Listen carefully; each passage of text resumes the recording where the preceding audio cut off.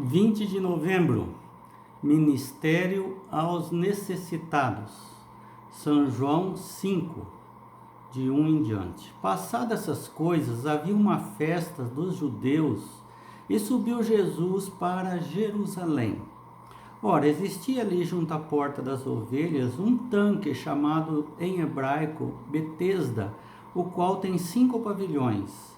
Nestes jaziam a multidão de enfermos, cegos, coxos, paralíticos, esperando que se movesse a água, porquanto um anjo descia em certo tempo, agitando-a, e o primeiro que entrava no tanque, uma vez agitada a água, sarava de qualquer doença que tivesse.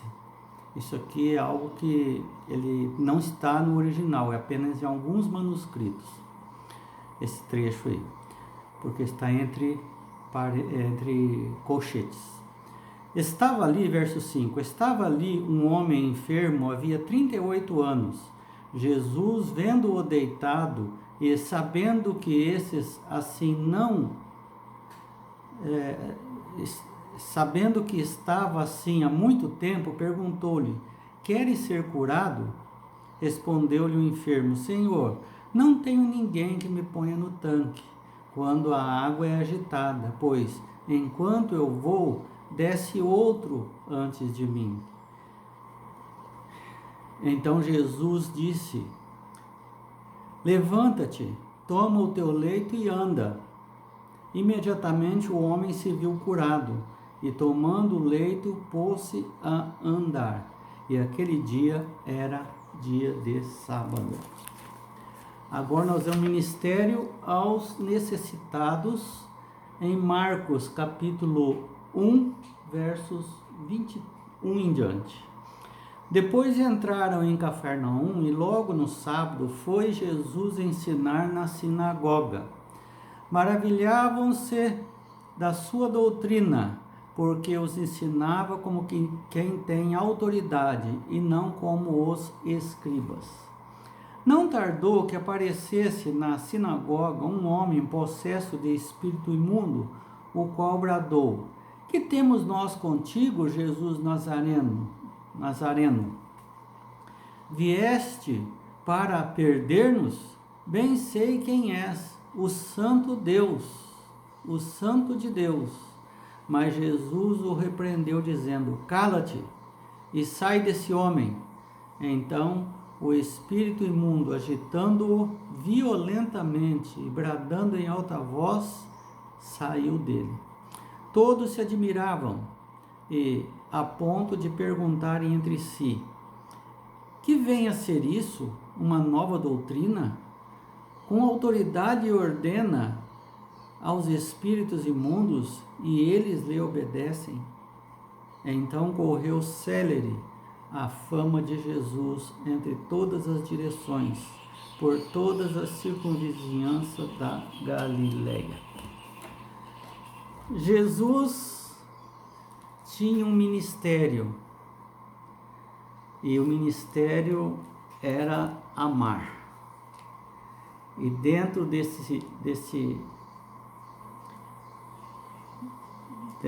ângulo, nós vemos que amar é atender aos necessitados, às suas dificuldades, nas suas lutas. É interessante que dois casos diferentes, nenhum dos dois pediu para ser curado. Chegou e foi atrás de Jesus. O paralítico, aquele aleijado, ele nem sabia quem era Jesus, não conhecia Jesus. Ele perdeu tanto tempo ali, num lugar errado, onde aquela lenda de que o anjo aparecia ali e curava, essa lenda, ele por 38 anos ficou ali tentando uma coisa, buscando algo em lugar errado.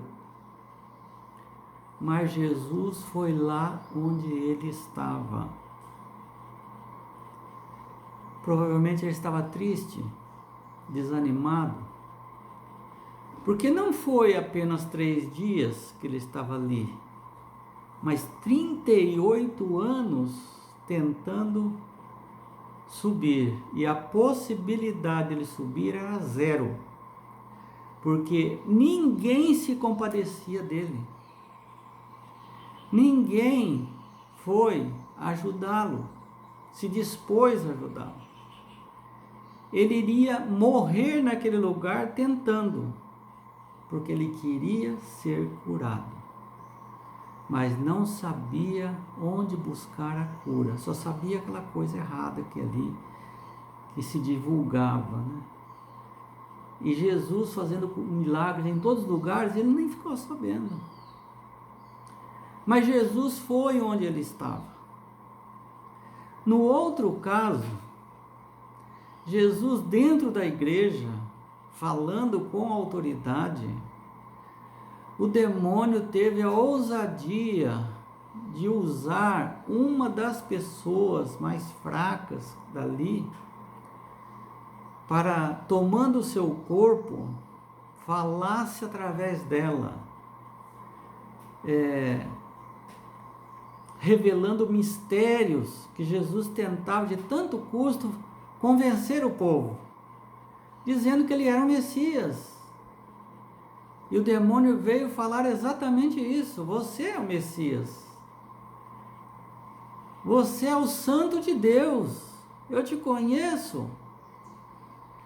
Você veio aqui para nos destruir antes do tempo? Jesus não quer que o demônio faça nada para ele.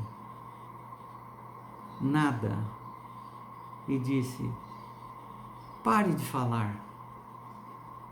Aquieta-te. Não quero ouvir o que você tem a falar. Ninguém precisa ouvir o que você tem a dizer. E sai desse homem. E ele então, jogando o homem no chão e saindo gritando, foi embora, obedeceu. Ou seja, o homem estava ali ouvindo o culto na igreja e buscando a solução para os seus problemas, mas o diabo, através das fraquezas desse homem, entrou ali. Mas Jesus fez algo que o homem não poderia fazer por si mesmo. Como que ele iria pedir ajuda se o demônio já estava dominando o corpo, a voz, a mente dele? Não tinha como. Alguém tinha que fazer alguma coisa. E Jesus, com autoridade, disse: sai dele. Pronto. E resolveu o problema. E para o paralítico, ele diz: você quer ser curado? Lógico que eu quero ser curado, eu estou aqui, mas não tenho esperança. E falou porque ele não tinha esperança. E Jesus diz assim: então, toma seu leito, levanta-te, toma seu leito e anda. E a Bíblia diz, não fala que ele teve fé, apenas que ele se viu curado. Ele sentiu que estava curado. Porque se as suas pernas estavam como mortas, agora ele sentiu as pernas.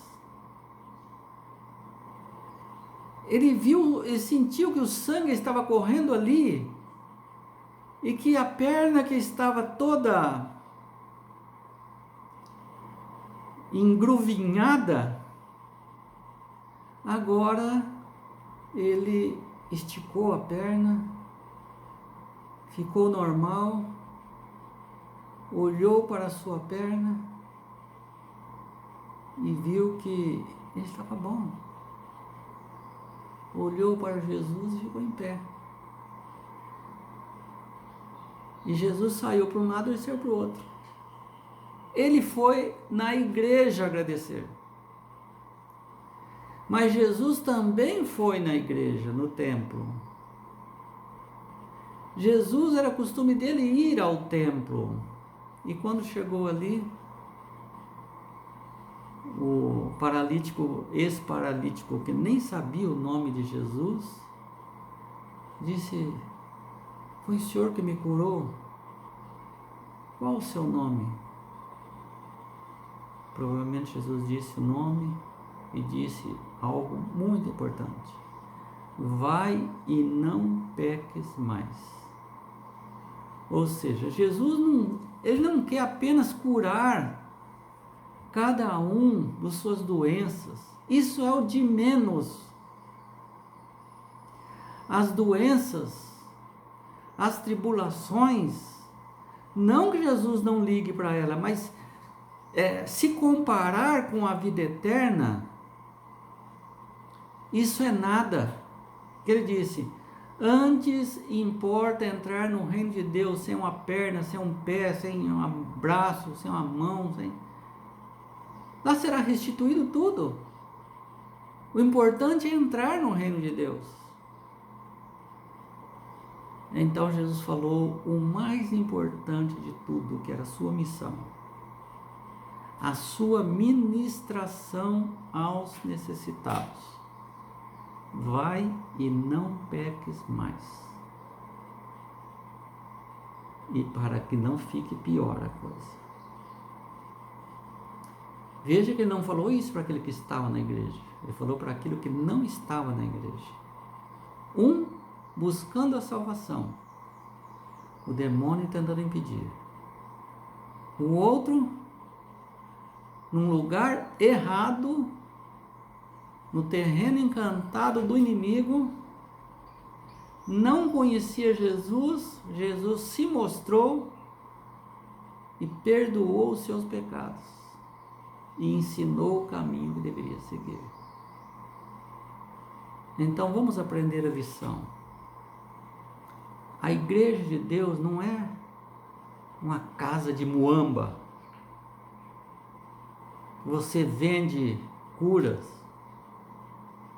você vende felicidade, você vende um mar de rosas. Essa não é a igreja dos sonhos de Deus. A igreja dos sonhos de Deus é aquela que prepara pessoas para viver eternamente. Há necessidade de cura? Sim, então há necessidade de cura. Mas isso não é o fim em si mesmo. Há necessidade de dar o pão de cada dia? Sim, é uma demonstração de amor. É guardar os mandamentos de Deus. Mas isso não é o fim em si mesmo. O fim importante é: vai para o caminho que eu estou te mostrando. Se afaste do pecado. Fique bem perto de mim. E você terá a vida eterna. Deus nos abençoe para praticar tudo isso.